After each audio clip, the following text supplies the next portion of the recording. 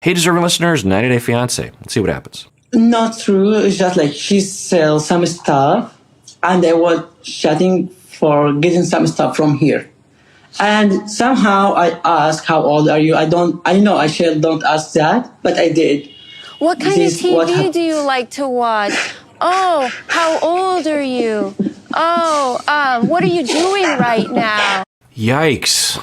So this is a long time after the childishness. And the older brother, I thought he was better than this. Is it just embarrassment? Some people will laugh in very strange situations.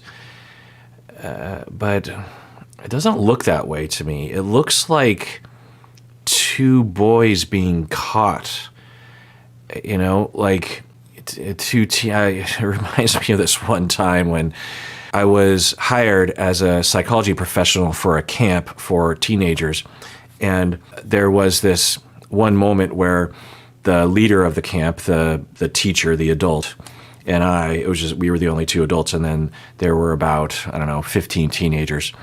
And they were being talked to by the teacher. The teacher was saying some kind of pointed things to them. They weren't really in trouble, but it was a serious conversation. And one of a few of the boys, because there were these walkie-talkies that they were using for official use, but apparently a few of the boys had stuffed the walkie-talkie down their pants. It's kind of fun. And whenever people would talk, their crotch would make sounds, And so in the middle of this, someone was on a walkie-talkie, and this stuff was coming out of their pants, and the guys, the teenagers, would have normally reached down their pants and turned off the walkie-talkie or something, but they couldn't do that. I think they had the walkie-talkies down their pants, and then the teacher called them over, and they didn't have time. I don't know if that's right, but it was something like that.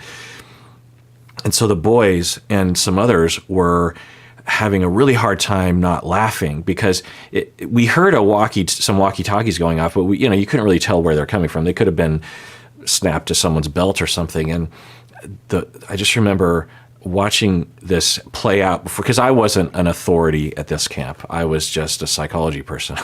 I didn't yell at the kids. I didn't discipline. That was the teachers and the parents' jobs. But the teacher is being pointed about something, and then there's this thing, and then they start giggling, and then the teacher's like, and it just looks like that. Reminds me of that, where the boys were giggling about that. But I hypothesized this earlier, and this is kind of a data point in that column, where they are so misogynistic and they dehumanize women so much, and they prop up and excuse misogynistic behavior, pro-male behavior, to such an extent that it's just funny when they're caught doing it. They're like, yeah, us, that's what we do. We are constantly creeping other women out because that's what we'd like to do.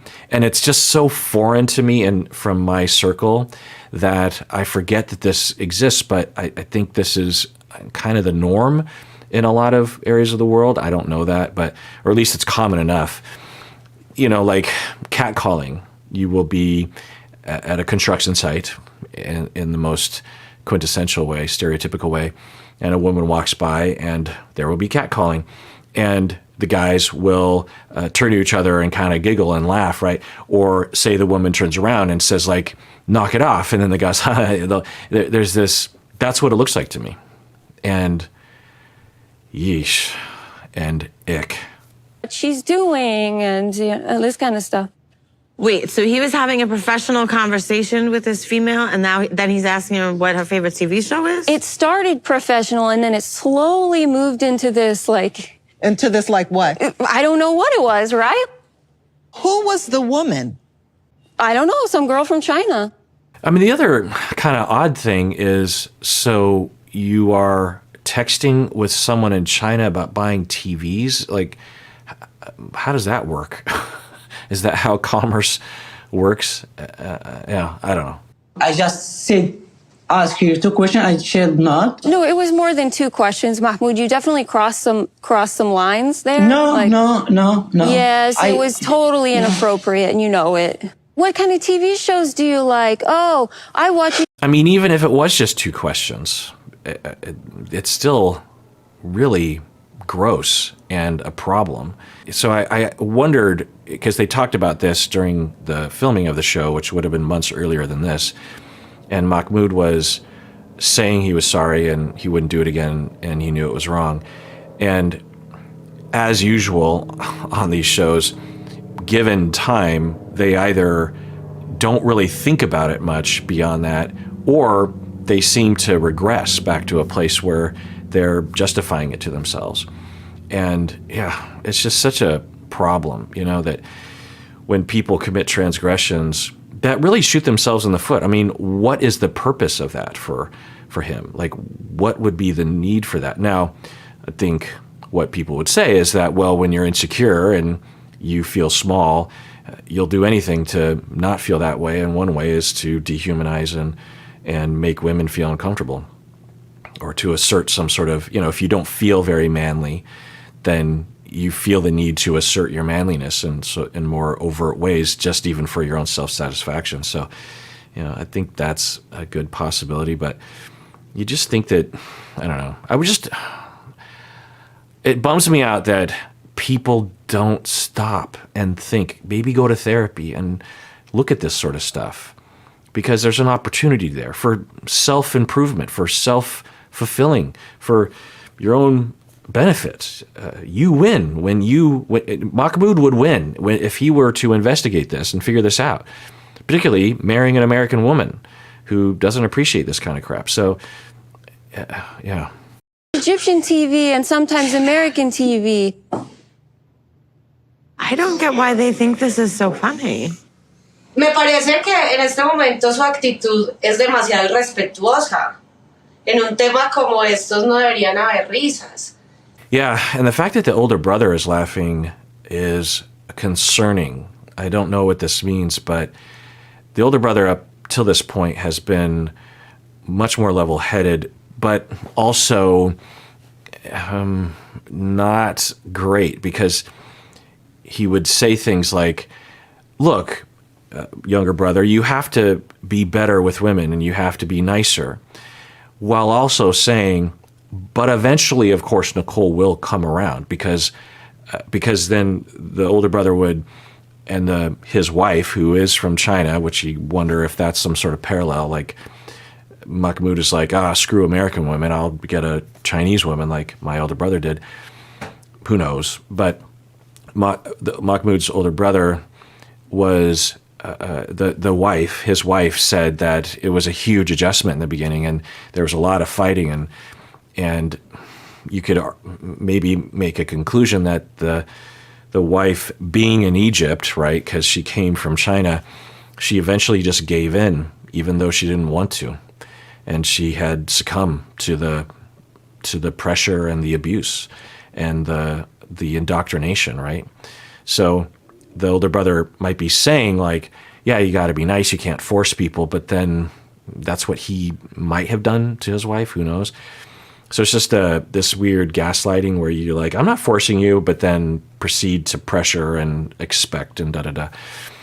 So then to see him laughing here, which I don't know what it means, but it could mean that he does this too. They might even talk with each other and like, look what I'm doing, or celebrate that kind of thing. That happens when you are insecure as a male and you're indoctrinated into toxic masculinity. That's one of the routes to trying to attain some sort of self-esteem. It's a card that you can play as a toxic male, and it's disgusting, and it's embarrassing. It's gross. I'm embarrassed for my gender. I think he's embarrassed. That's why he's laughing. I don't know if like this. Sometimes when we are sad, sometimes when we sad or fight, we laugh. Cry, we laugh. We laugh. When we die, we laugh. This is how we are as Egyptian. Even if we have some hard time, we just love to laugh.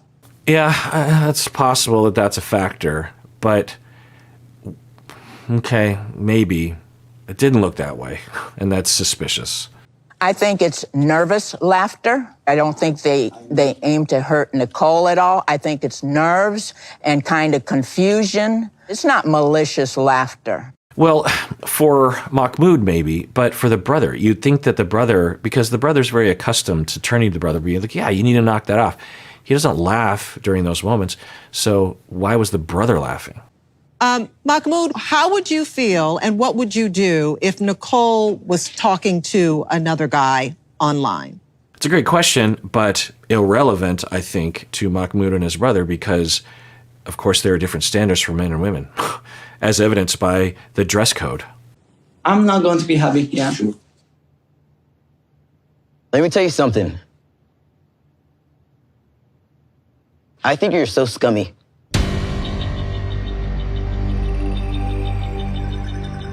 Yeah, I mean, I didn't use that word, but I get a real ick feeling from Mahmood when this topic is discussed, and his brother now too, by extension.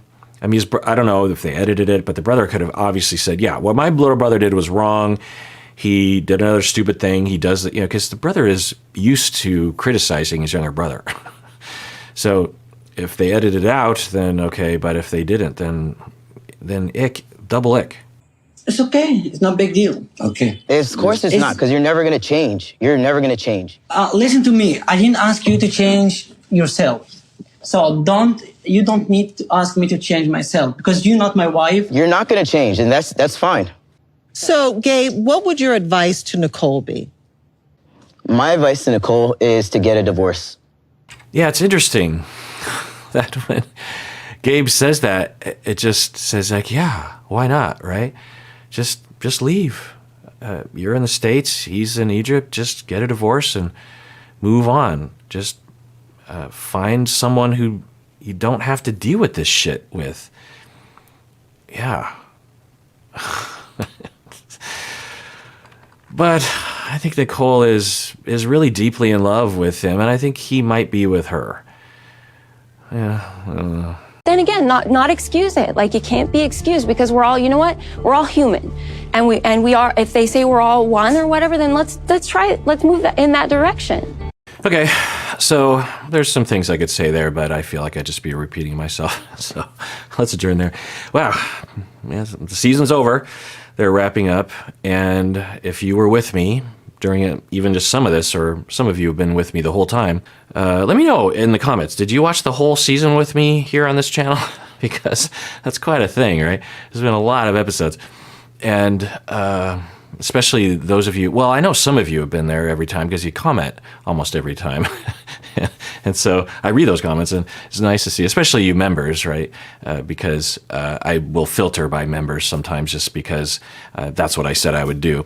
And so anyway, what do I think? Well, I think a good season. I think, I don't know how popular this season was. I feel like this season wasn't super popular.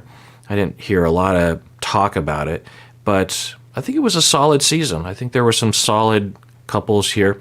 Maybe the season wasn't very popular because there wasn't like a Big Ed person or an Angela person, which is, it's, what are you going to do? But I think there are some, real genuine people here, some opportunities to talk about some important things, I think, and for us to discuss important things. So, yeah. So I don't know if I'm going to watch the next season. The next season is already on. It's actually several weeks into the next season by this point. So, I'm trying to just, if you don't want to, if you're done with this episode, you might as well just go turn this off. But if you're interested in this bit behind the scenes, I have, some of you might know, been really trying to get my time back. Long story short, during the pandemic, I basically just added a full-time job. The YouTube channel was basically another full-time job for me. And I, during the pandemic, had all this time, and it didn't really register to me that I was basically working 80 hours a week. And then when the pandemic was over, I suddenly was able to see friends and family and go to movies and parks and stuff and do things. And I mean, not over once I was vaccinated, so the pandemic was still going, but I was able to do that. But I kept the 2 full-time jobs the whole time and found that it was strange that, because usually I didn't have to worry about time so much and trying to get my time back because my career was such that at the university was my primary job. The work was limited, and I would just find that I would have a lot of free time to, like a few days of just no work where I could get chores done and run errands and do fun things. And I found that just wasn't happening. And, and one of the gauges that I had was how often I could do deep dives for the audio podcast for the patrons.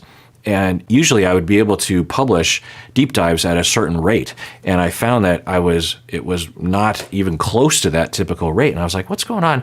And so I started looking at my schedule and I'm like, oh yeah, I think I'm working too much. There are too many, I'm working, and I started keeping track of it.